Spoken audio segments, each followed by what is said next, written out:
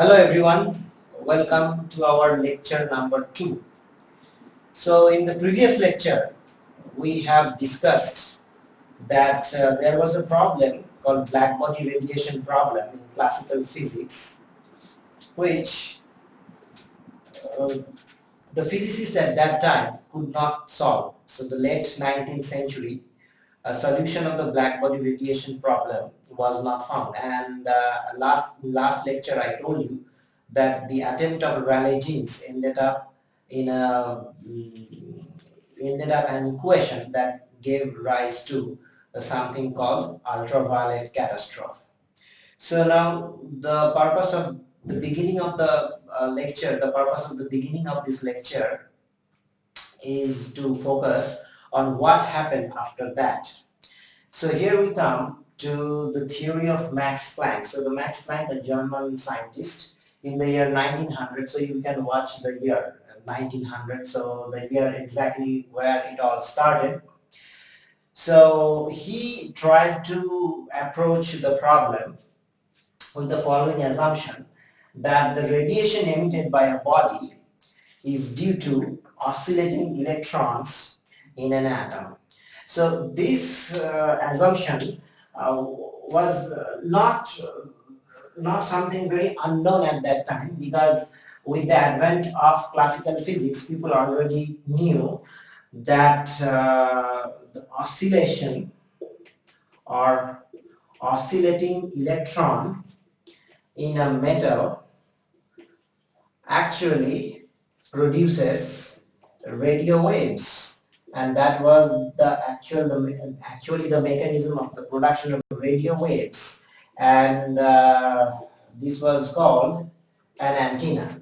Okay, so when Max Planck offered this assumption, it was not that much radical, because it was understandable that okay, electrons may oscillate like within an atomic antenna. Okay, only the difference is that within the atomic antenna the electron's frequency is much higher than the radio waves. So that means when the electrons oscillate, it oscillates with the frequency, so that the emitted radiation may be within the UV, visible, NIR, covering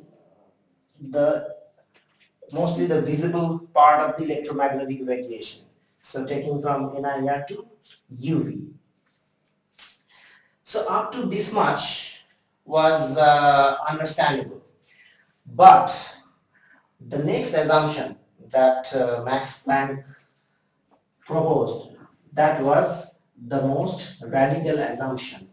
And the radical assumption was that there was a condition of the oscillation. So according to the classical physics, so let me put it this way. So according to the classical physics, the electronic oscillations can be of any frequency. Okay. But according to Planck's theory,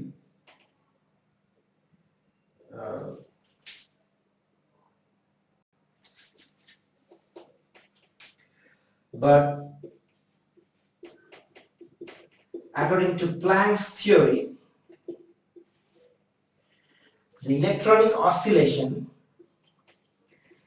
within a black body is actually not anything.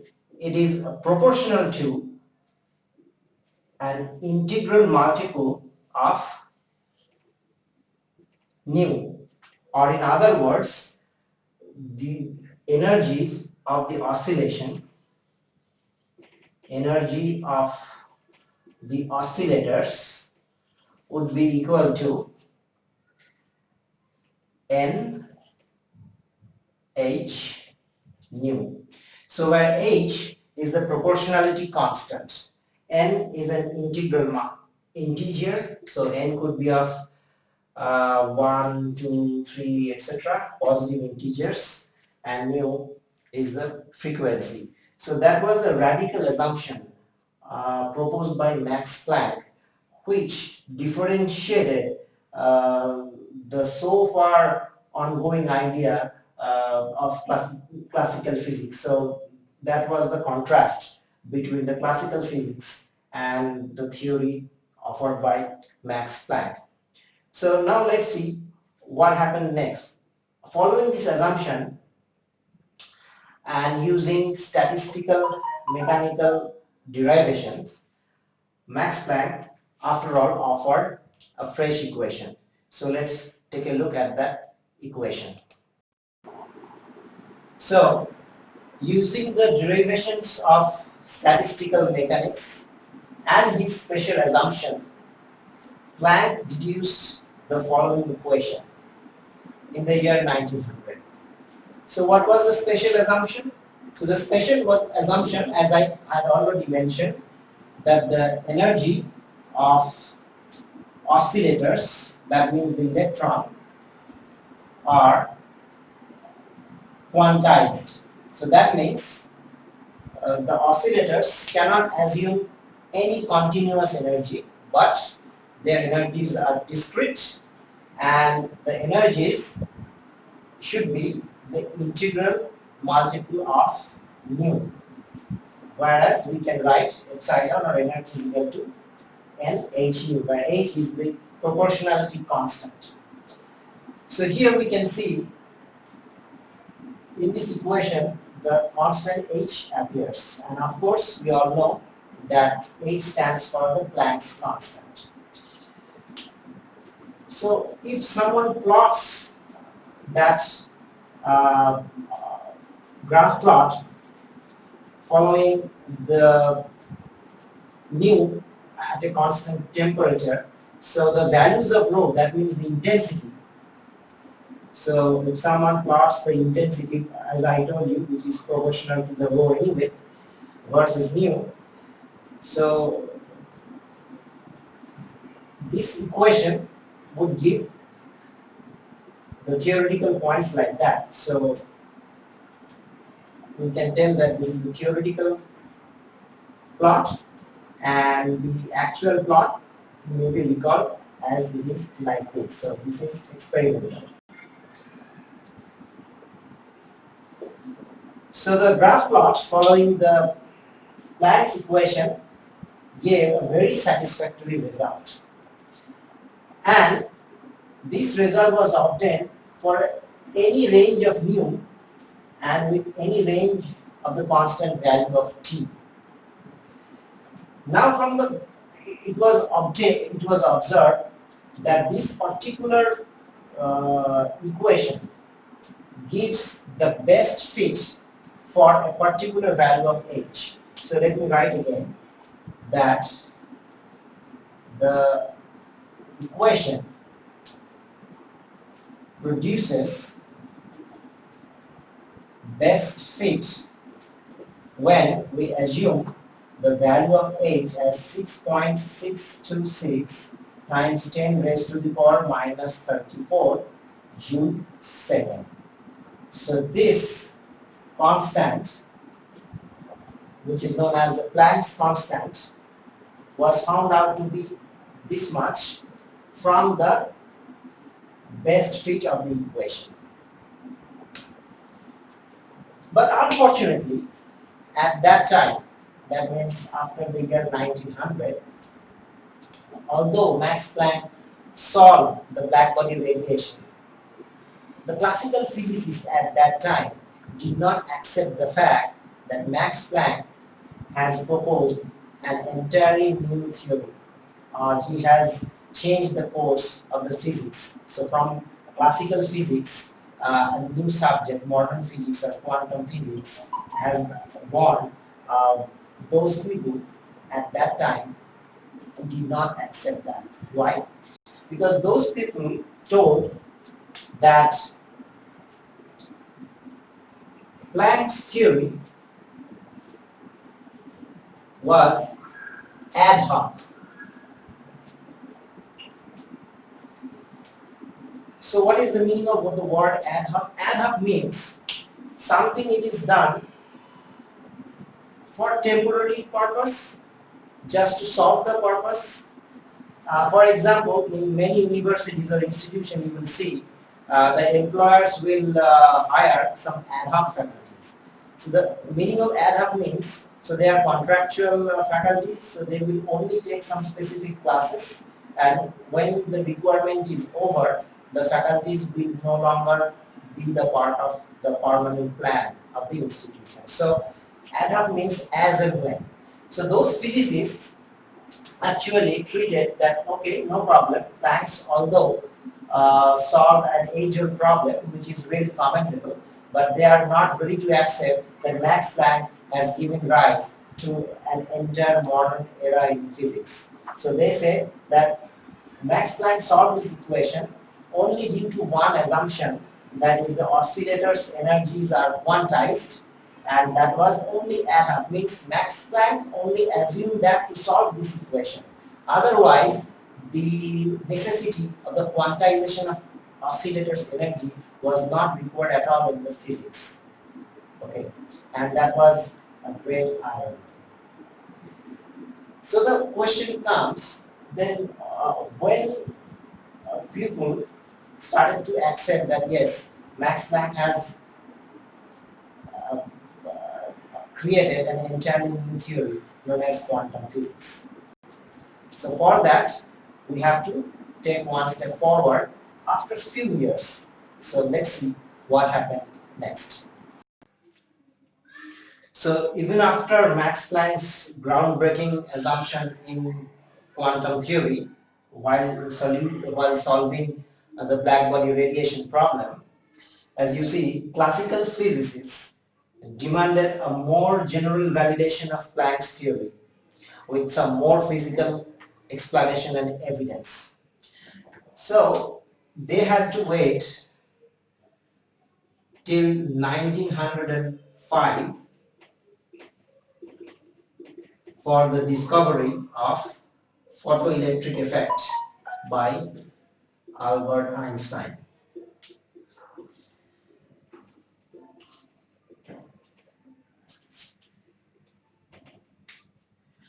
So here we would like to go through a few minutes that what's so special about photoelectric effect that actually not only established Planck's theory with more physical explanation and evidence, and that signified altogether the birth of a new era, that means the origin of quantum physics.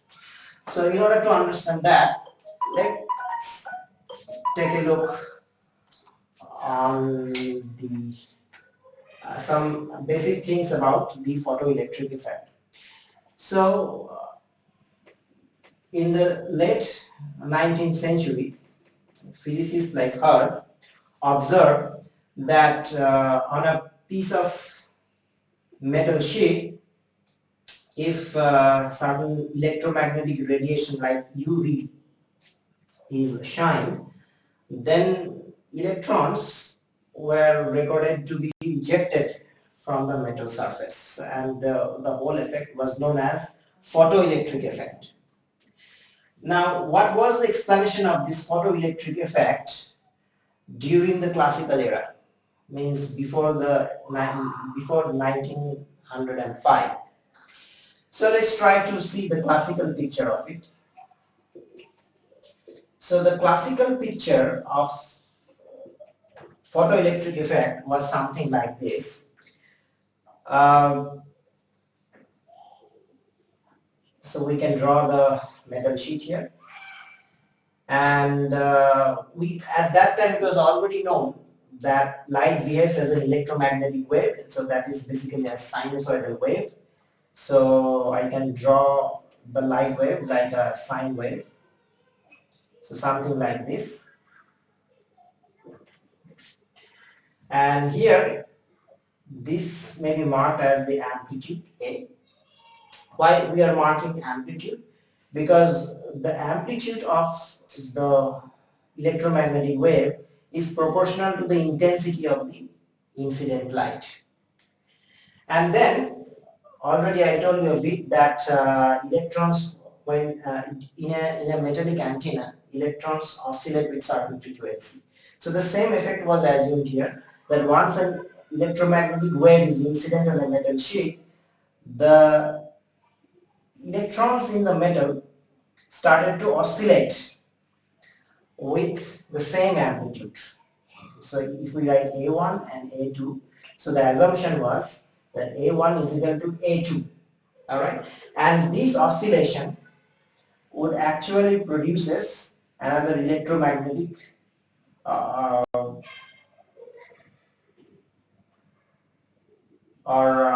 this oscillation actually produces the electron. So what was the problem? So the problem of this classical picture was to mark evidences or to mark observations that could not validate this classical theory while explaining the photoelectric effect. So now let's take a look what were the two distinct observations that did not comply with this classical picture. So according to the classical theory, it was understood that the electrons oscillate in the metal sheet according to the incident amplitude. So what can be expected is that the kinetic energy of the electron, so the kinetic energy of electron is more when the incident amplitude is more. So that is expected. Alright. But the problem is Hertz also observed a couple of things that did not go with the classical picture. So what are the two observations? The first observation was that the kinetic energy of the electron ejected is not proportional with the incident amplitude.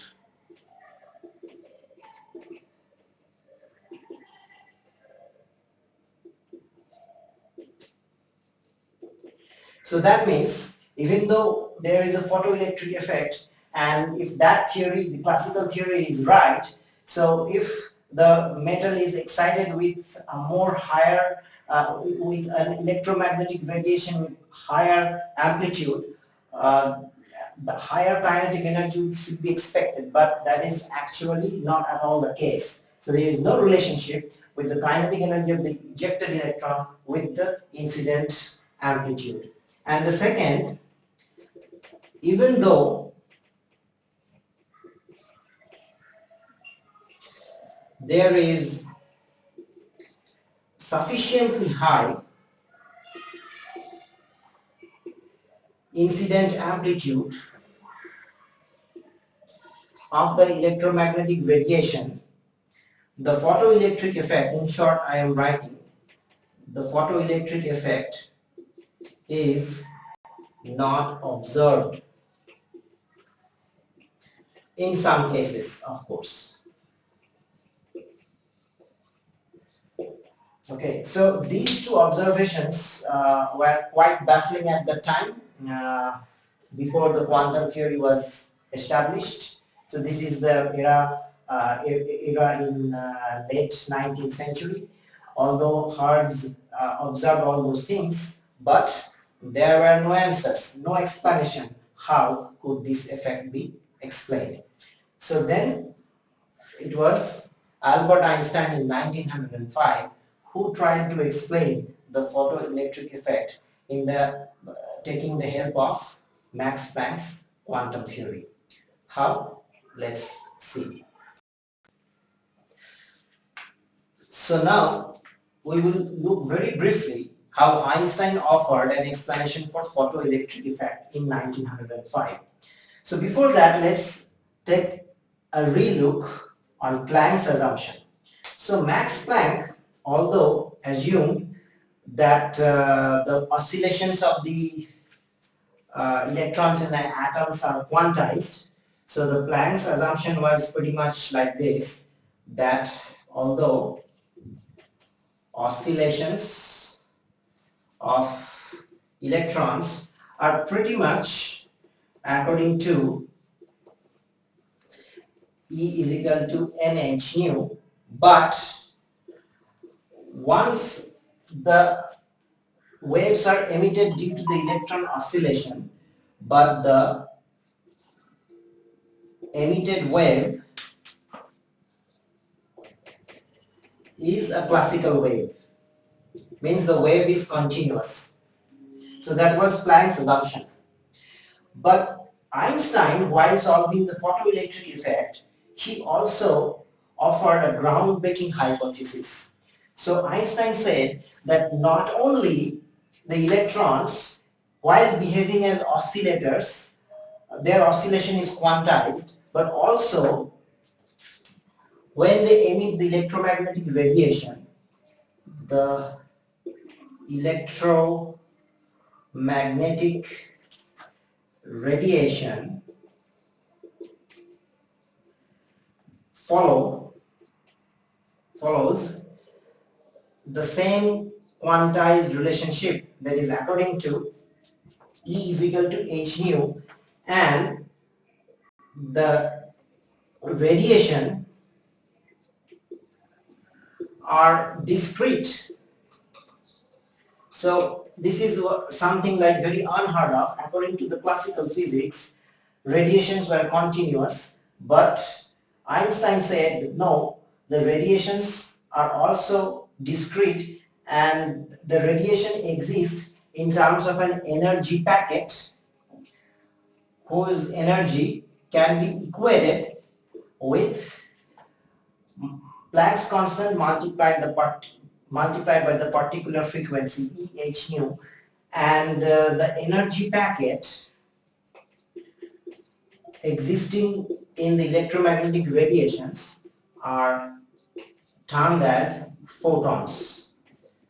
Okay, so the photons are the energy packets having energy is equal to h nu. So this was the major difference between Planck's assumption and Einstein's hypothesis. So together means both of these assumptions change the course of the classical physics forever.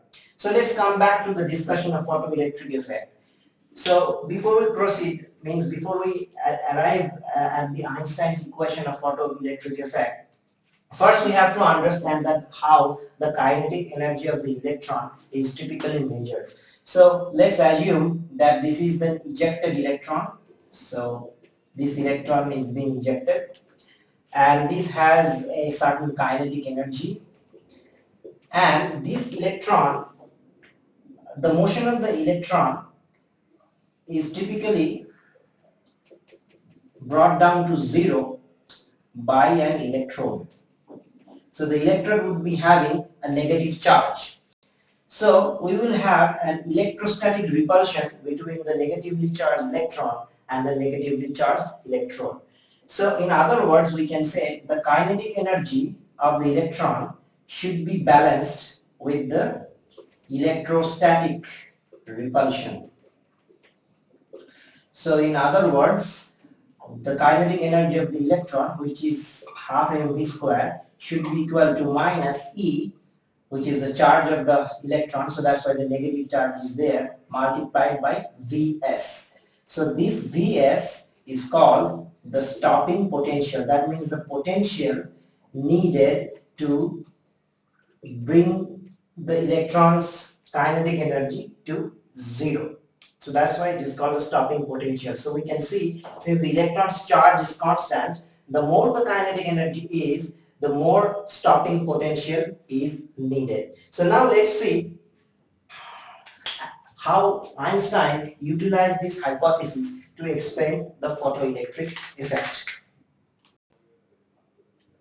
So Einstein hypothesized that the kinetic energy of the ejected electron would be equal to the difference between the energy of the incident photon, which is h nu, and the energy required, the minimum energy required to eject the electron atom, and this is called phi. So phi is also known as the work function. So phi is equal to, according to Einstein's theory, h multiplied by nu naught.